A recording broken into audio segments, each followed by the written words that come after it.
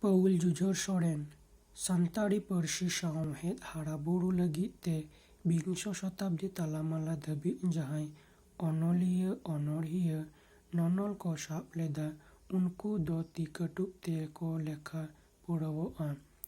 Sisirjawi ya arilekate noa dhuri dharti kon ko danangakan reho aqua olbel talate teheng ho abo talare jewet gemena akat koa.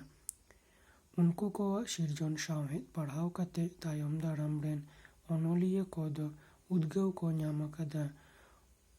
Onkani mit akilan onorhia doi tahekana Paul jujur soren.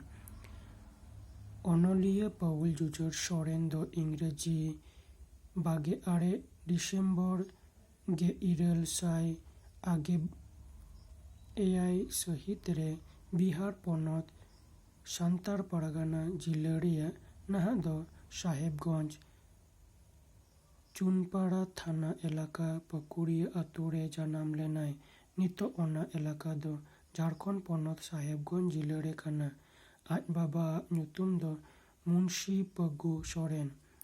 Ina bidal re aj baba do olok badayan hore tahekana uni do aturea primary school ren macet tahekana olo jion do ehop lentaya aturea primary school re aj baba macet gomke tahekan khatir olok parhau jate bhage thik seraima ona set lojor do tahekan taya primary school kon pas tayam uni do Dumka jila school re bhurti lenai onde khon ge uni do matric e pass leda.